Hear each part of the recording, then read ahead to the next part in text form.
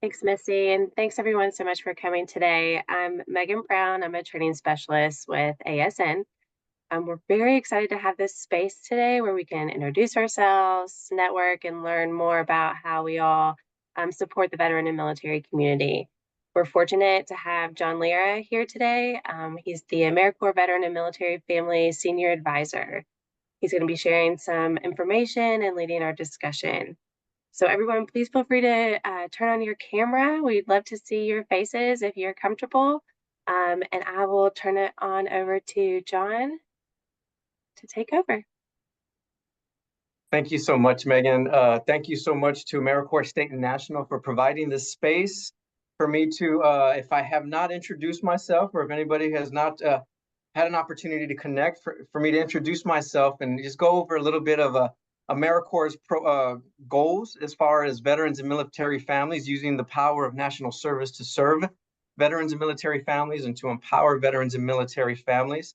So I'll share a few updates that may be, I think, relevant to grantees and sponsors and project sponsors, but also want to leave a lot of space open for comments, for questions. If there's support needed, if there's thoughts, I want to have that space also. So my part of me formally talking will go through really quickly. This is more open dialogue, open conversation, a chance for us to meet, exchange, dialogue, and build on that going forward. So I will just start with a brief introduction. Next slide, please.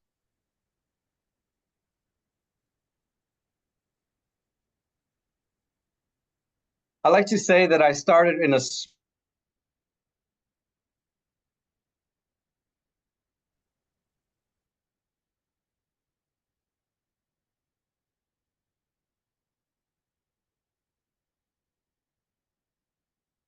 I think maybe John has frozen. Give him just 1 second to see if he can come back on, get back connected.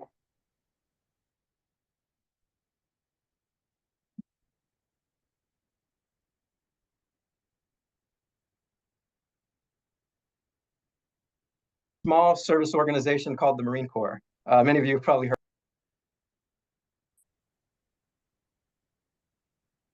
My apologies. Did y'all just drop? Okay. I will pick up here. Let me just readjust and get back. Yeah, John, if you don't mind starting over, we actually missed everything. So like I said, I was become a veterans advocate Biden by Nixon. Are we back? Can we hear? Hello? We're good? Okay. Well, after the military, I had a very governmental job as an intelligence analyst. So I wanted to continue to serve. I wanted to continue to make sure that our public leaders, our elected leaders, our appointed leaders, community leaders had the best information possible when they're making these important decisions. So got degrees in political science and management, and came to work in the federal government to try to improve processes for Americans and continue to make our leaders strong and give them the best information possible so that they can make the best decisions possible. 2014, I first worked at AmeriCorps, my first tour of duty. Did many great things there, and a lot of the folks that I worked with back then are still here at AmeriCorps. Then I went to the U.S. Small Business Administration, Office of Veterans Business Development. So as you can imagine, empowering veterans in a different way than national service, but through entrepreneurship. Then I was invited to join the National Commission on Military, National, and Public Service. I know many of you in the national service space have heard of this, but I was the National Service Policy Manager. My role was to lead 11 bipartisanly appointed commissioners through creating recommendations on how to expand national service, how to create pathways to national service. I'm proud to say that through our work, we had 45 recommendations to expand national service in the commission's final report. So it was a real honor for me to work on that. But here are some of the other veterans organizations that I've been a part of personally. Student Veterans of America, I was a fellow. I was a dog tag entrepreneurial fellow, a Hill Vets fellow serving on Capitol Hill. Minority Veterans of America to advocate for all veterans, and a member of Team Semper Fi. So I think we are formally introduced now. You know everything about me, and we can be friends going forward. Next slide, please. Just a brief slide. I don't have to go over all of this, but if you share these slides, this is the 2000, pretty much the current veterans landscape. I wanted to give you some numbers of what the active duty looked like, what our number of veterans were. Interesting note, when I was here in 2014, 2016, we had 22 million veterans. So the population of veterans is declining, but you can see it there's almost as many military spouses and family members, if not more, than our active duty numbers. So that's also an interesting statistic because we are also charged to support the military family, not just our active duty and our veterans. So next slide, please. I want to take you back just a little bit to 2009, the Serve America Act. This is the birth of the Veterans and Military Family Focus Area. You see it right there in quotes. The act gave the AmeriCorps CEO permission and authority to carry out national service programs through a Veterans Corps, their words, not mine, that identifies and meets the needs of veterans. It had three main tenets, and those 3 bullet points there is the reason why I wake up every morning and why I do my job. And those are the roles of my job, is to recognize the expertise that veterans bring to national service, to proclaim it, to say veterans are civic assets, or force multipliers in AmeriCorps programs. We want them, we invite them in because of their leadership and their initiative. Second is to expand that participation. So inviting them in and make sure that they are part and they can experience this, especially as maybe a potential bridge opportunity as they're transitioning, or even in retirement, as we see with our AmeriCorps seniors. And then finally is to assist them through our grant partnerships and through our project sponsors, to assist them and provide them with services that can empower them. So not as members, but as clients and as recipients of our services and our good innovations. So what does this all boil down to? Right here it is: serving more veterans serving. That is the dual mission of AmeriCorps. I yell that from the mountaintops every chance I get. It's very easy to remember, but AmeriCorps' dual mission for veterans and military families is serving more, which is more on the partnership side, whereas all you all come in to play. But then on the more serving, because you also have a responsibility to recruit and attract veterans into your program. So that is what I am here to help do and to help the programs do. You know, this role that I'm in, it goes, I can work horizontally and vertically across programs and the partnerships with the CEO, all the way, to the grantees, and their program managers as well. So I love that flexibility because this is a wide job and I'm able to kind of connect different initiatives across programs, across states, and across agencies sometimes. Next slide, please. How is it going? How are we doing? Here's a little bit of statistics of what we've gathered here. These are FY23 statistics. You'll see that as a whole, AmeriCorps and all its programs has served up to nearly 290,000 veterans and military family members. And on our other mission, we're serving, we assess that 13,000 veterans are serving in our programs. AmeriCorps specifically, AmeriCorps State and National specifically, is about 1,000 members and about 52. So assess that these are some of the veterans-focused programs right underneath, but we know that this is an incomplete picture. So if you are on this call and you are making substantial work and impacts and focus in the veterans area and you are not on this list, then we are doing better to let us know about it, but know that we are doing better to capture and analyze our data completely, because some metrics might not some organization might not be a veterans organization per se, but are making outstanding impacts in the veteran space, and it might not be showing up on the other list. So we want to make sure that we have a complete, and it's my role, and I take full responsibility, and I'm working hard to do it, is to take full responsibility of all our AmeriCorps programs, especially any ones that are recording veteran metrics. To me, this is what I would like to do in creating community among our veteran projects and sponsors, is to dub them the Veterans Corps, is to call them our National Veterans Corps of programs that are recording metrics that are either recording metrics supporting veterans or substantially recruiting veterans into their program to empower them. So if you are not on this list, please let us know. Real quick on this part, the referral partnerships. When I went to the Ask training conference this year, and I gave the programs and participants the opportunity to tell me what some of their issues are, surprisingly, they fall into our dual mission. A lot of them are looking for referral partners. Listen, we have a great intervention. We have a great service here. We just want more veterans through our door. So my job is to look for our interagency partners to say, how do we get on your referral directory? You know, the military family support centers. There's the directory there where potential programs could include and could manually insert their program into a directory, and now military families can reach out to them for support. So we're trying to look into becoming, getting our grantees and our project sponsors into referral networks so that more veterans can be funneled and sent to our programs so we can serve more veterans. Also doing that with the VA, you know, they have the community resource and referral centers. If we can get our grantees to understand how to make these connections to enter into that national, to that resource referral network, then we would get more veterans through the door.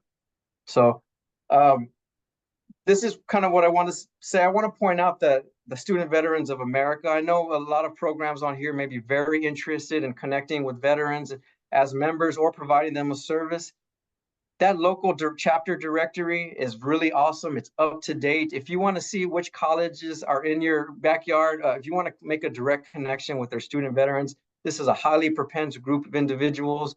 They're looking for resources and they're looking to serve. So take advantage of this. It's hyperlinked in the actual PowerPoint, but that's a good resource as well, the student veterans. Next slide, please.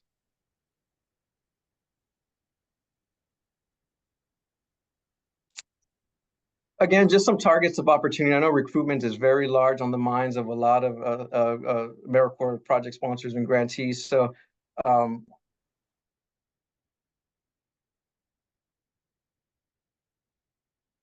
these are some populations within the veterans. I won't go into all of them, but you'll recognize them there. The, you know, military spouses, ROTC, transitioning service members, retired service members, military caregivers, unemployed veterans at the, you know, at the DOL workforce center. So next slide.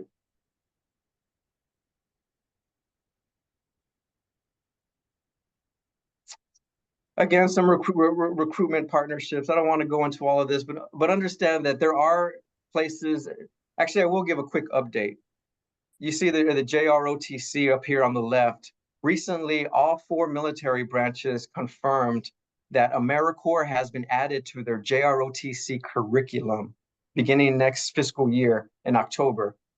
They even gave us an opportunity to construct a sample lesson plan for their instructors to give. So 3,500 schools in the nation have ROTC programs, and now they will have a week of AmeriCorps instruction, which is really great for awareness. Also, we've added a line in the letter that non-selected military applicants get. So they apply to enlist in the military. For some reason, they don't make it through. They get a letter in the mail saying, thank you for your interest in serving. But now it says, please visit AmeriCorps.gov for additional opportunities to serve. So that's another great thing for awareness. But the treasure trove for AmeriCorps, as far as veterans, is the Transition Assistance Program that every service member goes through as they're leaving the military.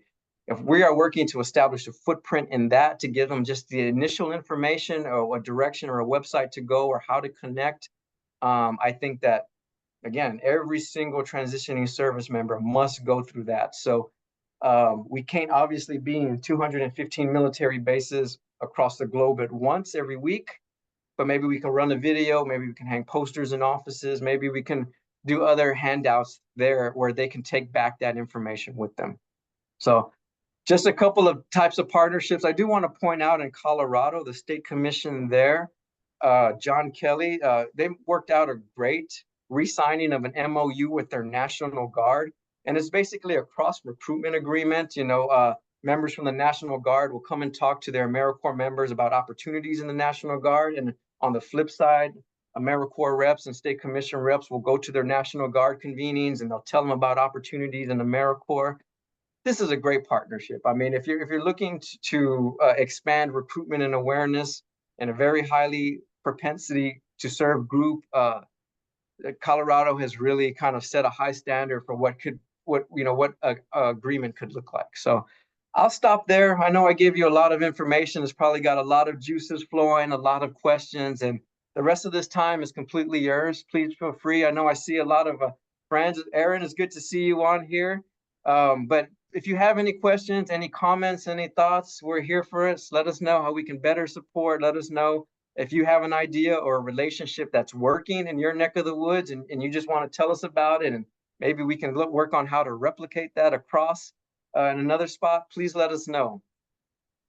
Our final call to action, I'll never end presentation without a call to action, but a part of my job is to proclaim the work that you are all doing. And we can only do that if there's good communications channels up. I want to brag about your work in the veterans and military family space from the mountaintops. And the way I could do that is through our social media platforms, through blogs, through articles, through videos. So please share those with us. Let's get creative on how we're talking about veterans and about their value to national service. I want to tell more veterans about your programs. If you have a good partner locally that is helping you recruit veterans or setting up pipelines to recruitment, let us know again so we can help establish that more nationally and across in other places. So I can talk forever. I'm a recovering politician, but I will stop right there. And now I want to listen to you all. So thank you very much for this opportunity, Megan, Colleen, and John Paul.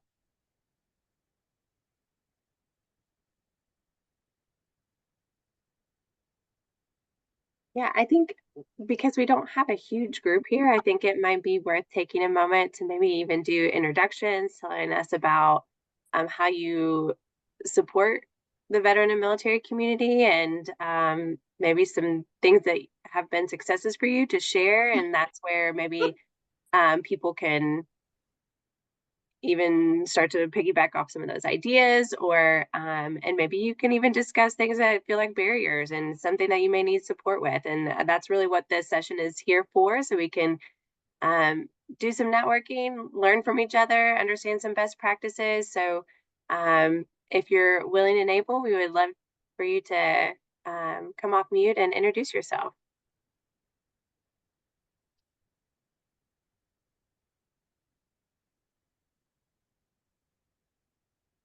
Don't everybody jump to it at once.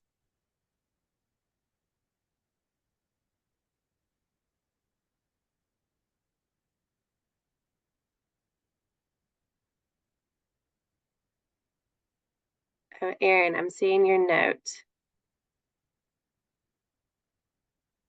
Oh, LSI has to call on them or unmute them.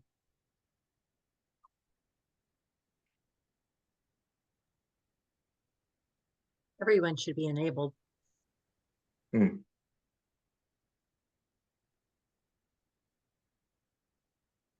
Well, while we're waiting, I can give a quick update on something that happened just very recently, an agreement that we signed with an interagency partner with service in the name, like this is selective service system. We recently signed a data sharing agreement with them that would allow us to exchange alumni, AmeriCorps alumni who opt in to have their data exchanged for with the selective service about their board appointment positions. And on the flip end, their selective service registrants who provide an email address, that data will be exchanged with us. So the potential of email lead generating data that could potentially be received is 18-year-old males for now, but is up to 500,000 emails the selective service receives a year from selective service registrants.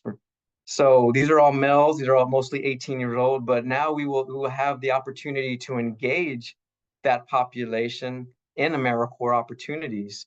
That does a huge impact for awareness, so now might be one email, might be two emails, depending on how our recruiters can manage that. But now at least they will receive potentially up to 3 emails, just letting them know what AmeriCorps is and to explore opportunities.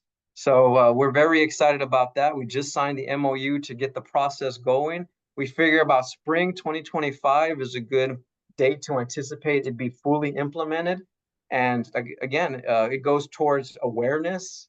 First is getting a broader public kind of familiar and understanding of what AmeriCorps and national service is, but then the recruitment leads that we hopefully generate out of it should be a significant impact.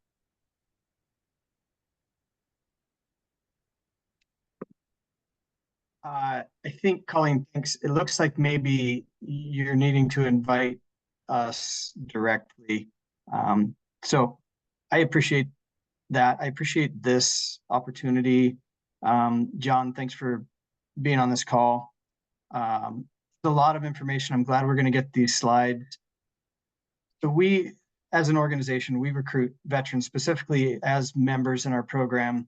But it's not just that they're using their skill set to provide service. They're also benefiting from our program because it's a career development opportunity. Our focus is on helping very directly transition from their military workforce career into the civilian workforce in public lands and natural resources management. And it's a small, I mean, even of the veterans in our population, it's a small segment that, first of all, want that kind of career opportunity, and then those that can participate in a program like this. And I think we know that about AmeriCorps, is that it's not an easy thing to do. It takes resources to make that happen. And so outreach has always been one of our most difficult efforts with this program. The program is well designed, well received by our partners, but recruitment's difficult.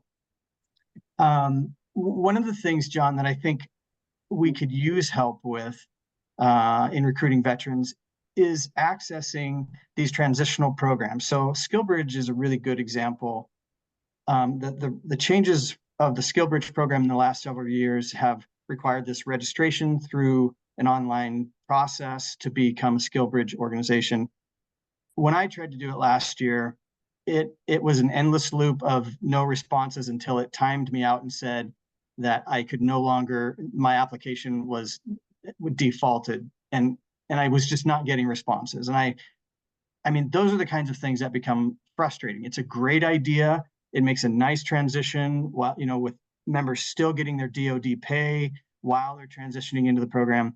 But if we can lean on you to help us work with DoD to figure out how to solve some of those problems, that would be ideal.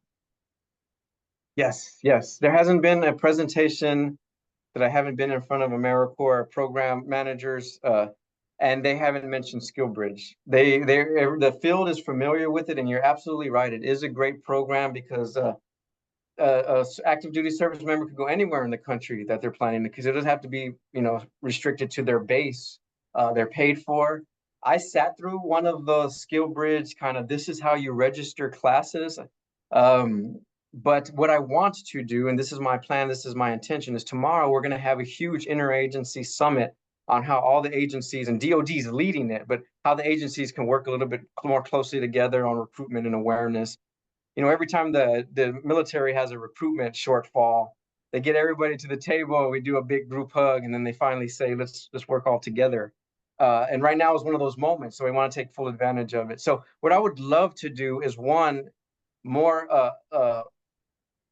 not assertively, but more clearly put that to the DoD that we are very interested in as AmeriCorps. Our programs are interested, our partners, our sponsors, our grantees are interested in, and if we can have a private session with them. So they're training our folks privately in a closed session, and they know that to look out for our AmeriCorps programs, so it kind of puts us on their radar of our interest. And then at the same time, it's a more direct connection than just a random, they might not even know what AmeriCorps is when they, if you have to put that in your application. So yes, I hear you on SkillBridge. I want to do something more directly and bring them to us, instead of us going to one of the round. Bring them to us so they are aware of us and they're aware of our programs and how we are vetted, through our grants and everything. So so that when they see an AmeriCorps program, there's no problem in approving it.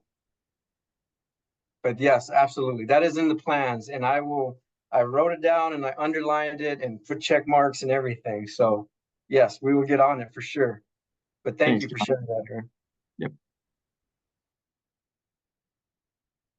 Any other veteran program leaders out there, or want to share what the program does, or some of the challenges, or some of the advantages of their Hi, program? I'm Erica Quinn. I don't know about like leader or whatever, but I do training and research analyst for Legacy Corps for Veterans and Military Families.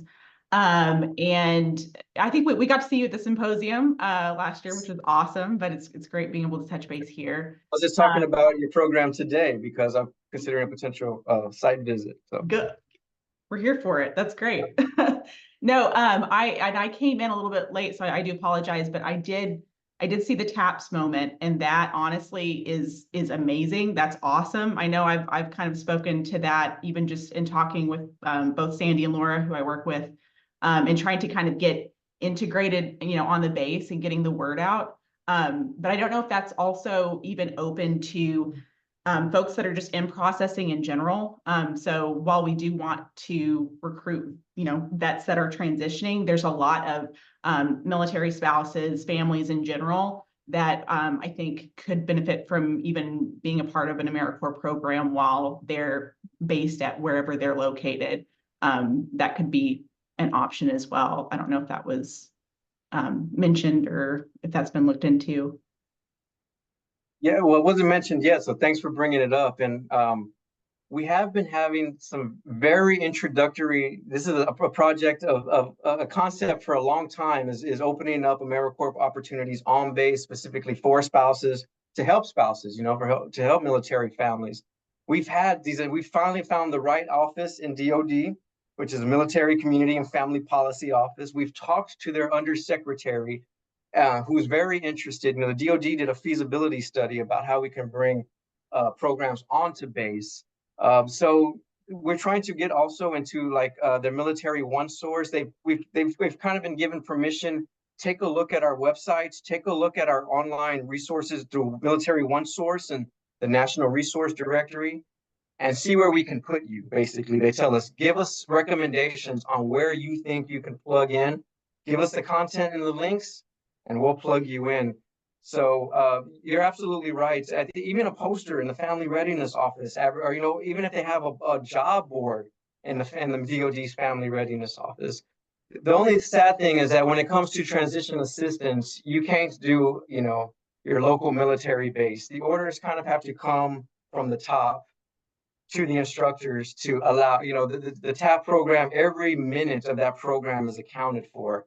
Yeah. Even so much that we asked to play a 3-minute video, and they're saying, "Oh, where are we going to get that 3 minutes from?" So, well, I went through that program several years ago, and I bet we could figure it out. So we can figure it no, out. no pressure, but I mean, really, AmeriCorps programs to be able to have a moment, I think it would be worth it. I know I would have appreciated a moment to hear more about it. So it's good to hear that that's kind of like at least where we're trying to lean towards. And I don't want to monopolize time, but I did have one question as far as like the materials that will be distributed potentially for that. I mean, could we potentially gather a little bit together? I do feel like the veteran space at AmeriCorps seems to be a little bit smaller.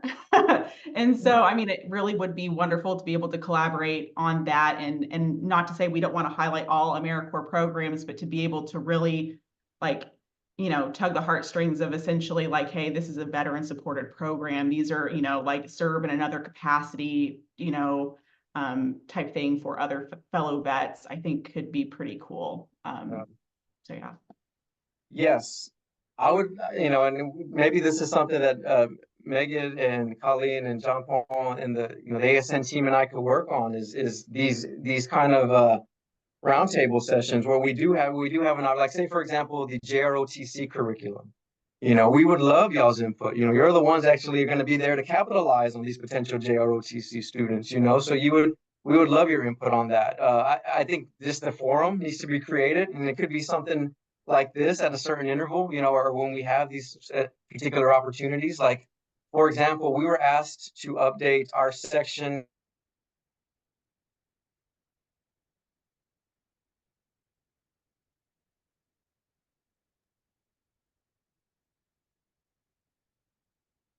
I think he froze again, but I think I can finish what he was saying because he was asked to update a section in the ASN NOFO which I'm also going to kind of segue into.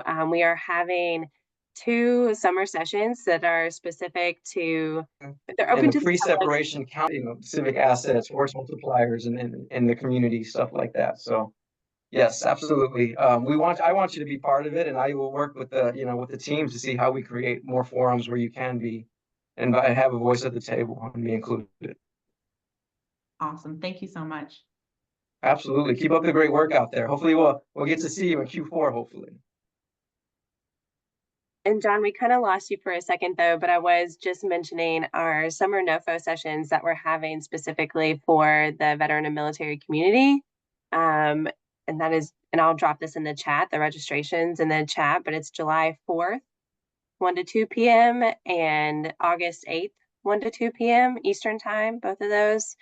And we would really encourage you all to attend, but also if you want to send out those invites that you think of, other organizations that would be good fit to sort of potentially join this space as a grantee, feel free to share as wide and as much as you want. So I will drop those in the chat in just a few minutes.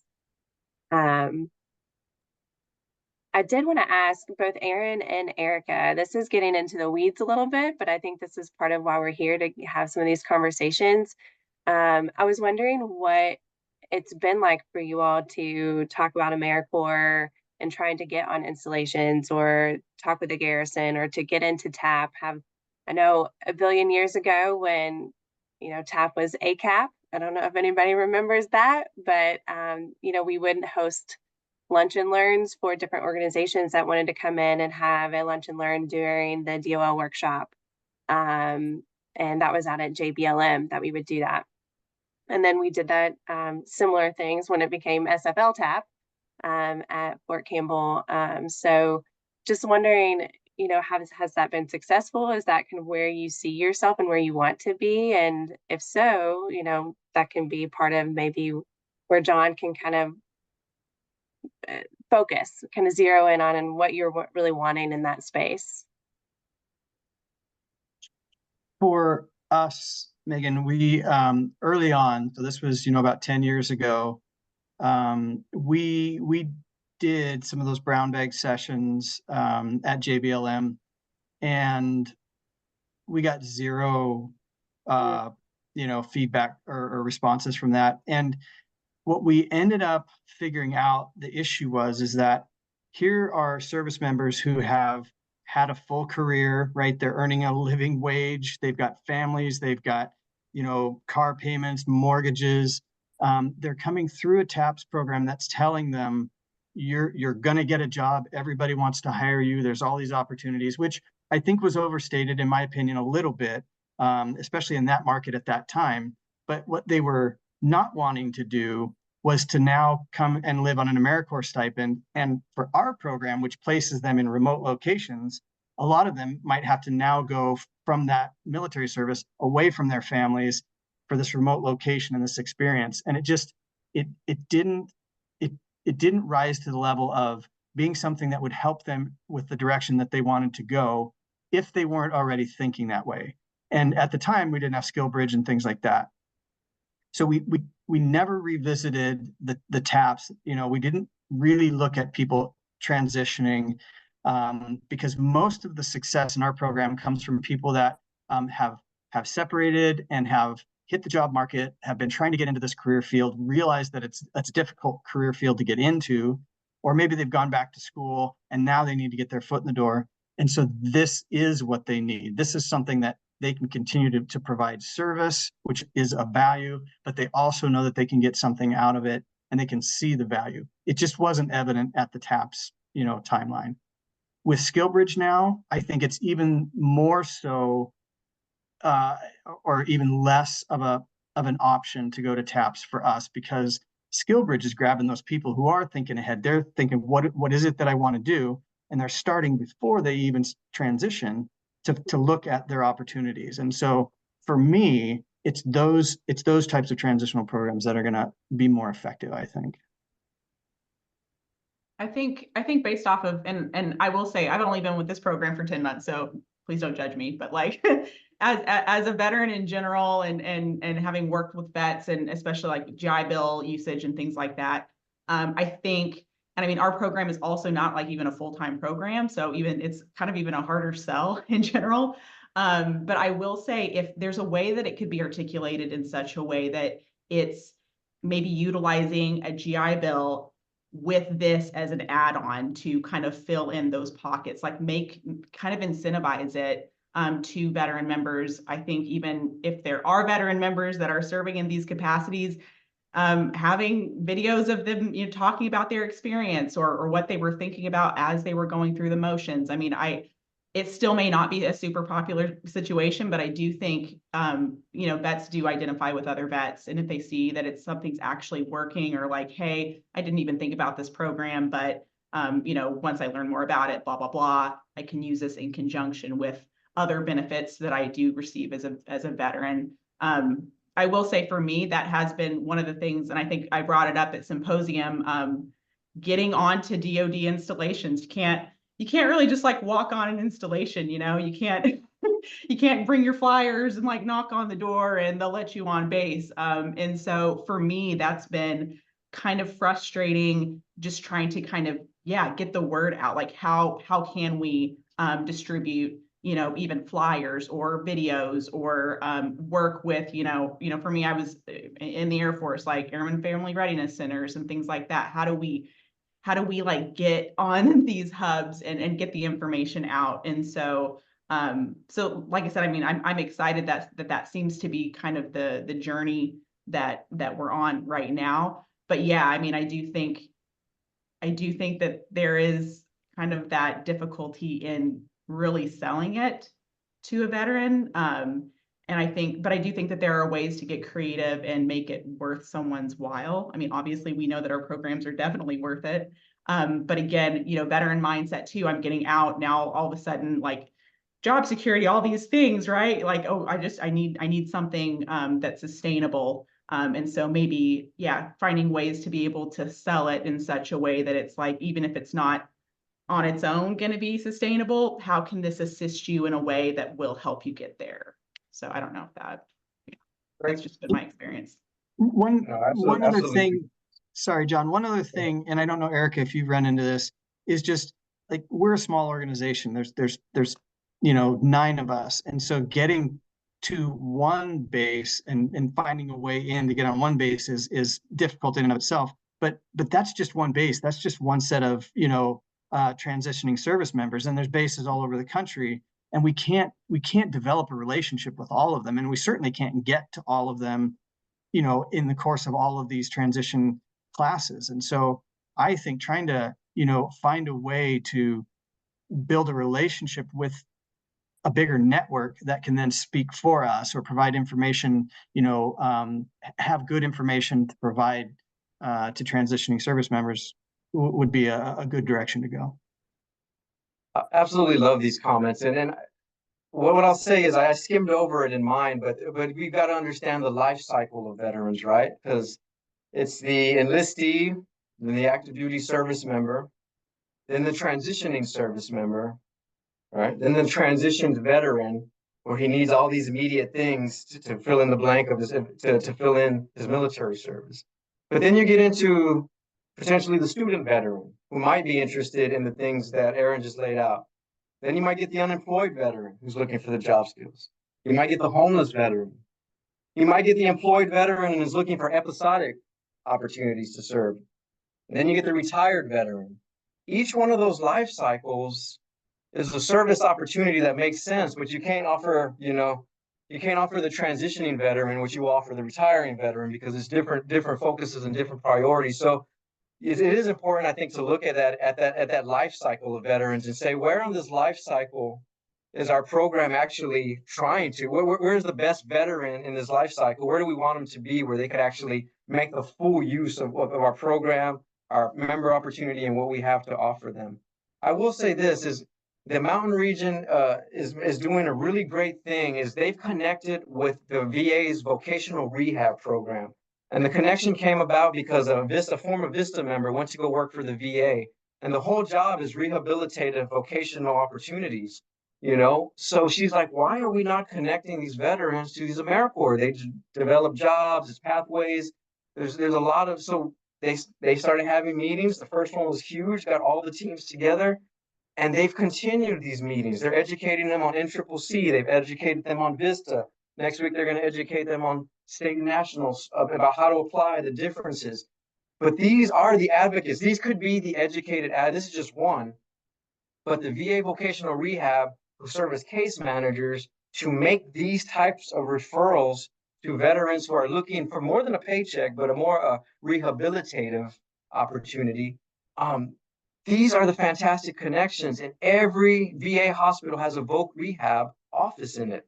You know, so these are the ones that could be a national connection, but also could be a grassroots connections that can start tomorrow. And I say this because I was just on a call with voc rehab and AmeriCorps yesterday. So these could be those advocates for us if we educate them and we make that connection and say, listen, our program is over here, and these are the veterans, the types of veterans that we're sending. And if you have any of them remotely interested, share our information, send them our way. Let us give them a call, but we're happy to and you know, invite them into an service opportunity with our organization. But when you mentioned that, if who could be these advocates for us when we're not there, we've got to lean on our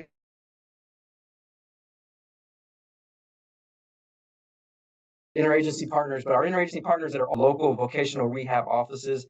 There's a directory online, so we know we have names, we have phone numbers for every city, every state, and these connections can be made. And if I'm trying to templatize kind of what our folks in the mountain region are doing. It started in Wisconsin, but if we can do that in other regions and other states and other cities, making these connections, then you almost get a referral system, a pipeline into AmeriCorps from veterans. And these might be, you know, these might be 80% disabled veterans, 100% disabled veterans. And let me tell you something. A veteran might be scared that the stipend might interfere with their 100% Social Security benefits. It does not. If any of your veterans, you ever feel that your veterans are afraid of that, we have a letter here at AmeriCorps that states that AmeriCorps stipend does not interfere with any other benefits, especially Social Security benefits. So it should not be an obstruction to them serving. We have that letter here. It's been cleared. So it is a big concern upon 100% non-employable veterans. Once they reach that status, they can only make so much. So we have that letter if anybody needs it. Question for you. We are based in the mountain region. We're spread around the United States, but our program is based in Arizona. This is the first I've heard of the mountain region having a connection to voc rehab with the VA. How does that information get passed down to our program? Or would that be something our portfolio manager knows about? Yeah, and I would say you probably heard about it because it happened in Wyoming. Is where the initial kind of grassroots, and they brought the teams together. But there's nothing that we couldn't reach out. You know, same mountain folks could not reach out instead of the Wyoming one, could not reach out to the Arizona one and begin these same series of engagement. I think they're writing the script for how this goes right there in Wyoming. But I think that it's primed. It's templated. It's primed for other states and other cities. So in these conversations, thanks for hosting them. It's just always great to learn what other people are doing, what's working, especially if it's in our region. We can duplicate that. Hey, John Paul, we were born at the same hospital in Tuscaloosa. Just a weird connection. But yeah. You're absolutely right. These forums are good for this.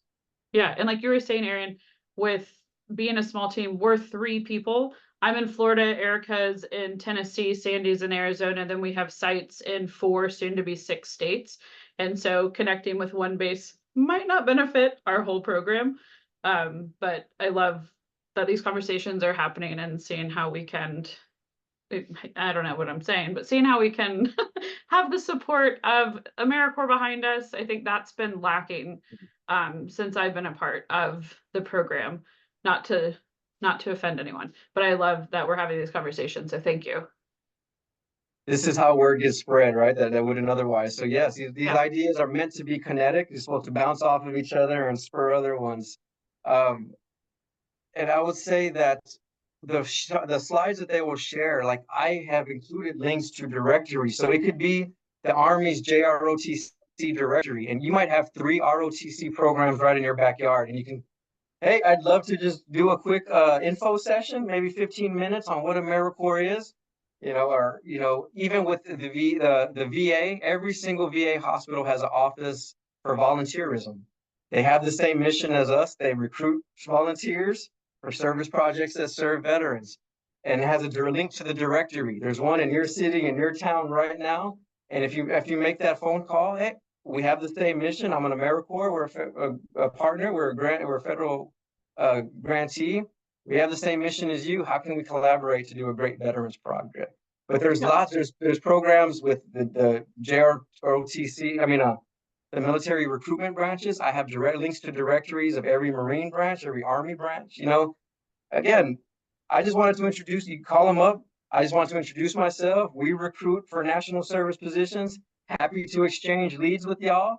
And of course, no military recruiter would say, no, we don't want any military. We don't want any leads. They'd be happy, potentially, if y'all were to kick names around to each other. So all this to say is that there's a lot of links with directories, and a lot of these directories are made where you can reach directly out and just say, I just left maybe 15 minutes, 30 minutes on your calendar to tell you about our program and how we recruit or how we serve veterans. And I think those directories listed there would be open to it, because a lot of them are federal partners. The only thing I have questioned, and maybe this is just me that has experienced this, but I do feel like a lot of times with those directories, and not to say that you would have more pull, but obviously I think you would have more pull than a lot of us just reaching out, kind of cold calling. And I think sometimes people pick up and they're interested, but for the most part, I know VA too, we have a very similar program to what the VA actually offers, except for we don't have as many hoops for people to run through it. And so sometimes the referral portion kind of goes against what the VA is already kind of doing. So depending on who you talk to, sure, they might, if they're at capacity, may throw something your way. But in some instances, I feel like they're kind of tied to the supporting of like what they can do as the VA and their own entity. Even Voc Rehab, which is an incredible program, but it's the VA has theirs. And then sometimes I feel like with some of these programs, they want to be supportive, but there's also some weirdness with referring someone away from utilizing the VA. And I'm not saying that we're deterring that, but just in some instances, some of these programs, I don't know if I'm making any sense. But with the directory, yeah, I've made phone calls before, and sometimes too, it's like that's the person in the directory, but it's not the person to talk to, so it's just, it can be frustrating. No, you're absolutely right. And I think it's at all levels, right? The grassroots kind of program to program. I know that I'm informing our regional administrators, and I will inform our state commissioners on how to engage. And at my level, at the national level, from the top down, from the bottom up, from the middle, I think that they won't know about AmeriCorps unless we educate them about AmeriCorps. It is kind of our job. But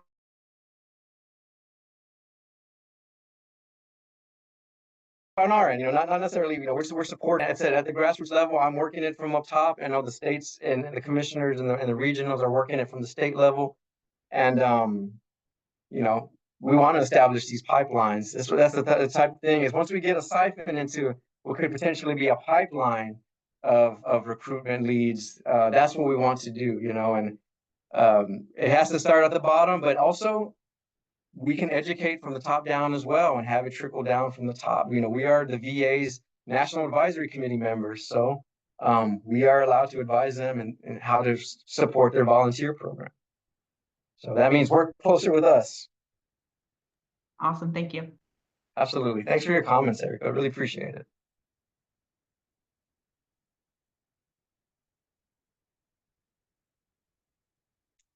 Well, as we close up here, just know I will continue again. My job is not to look, at one area. It's to look up, down, across the middle, and all the places where potential partnerships could lie. And these potential partnerships, as I mentioned, they rely on generating more partners for serving veterans. That includes grantees, project sponsors, and interagency partners, but also improve our recruitment, to establish those pathways.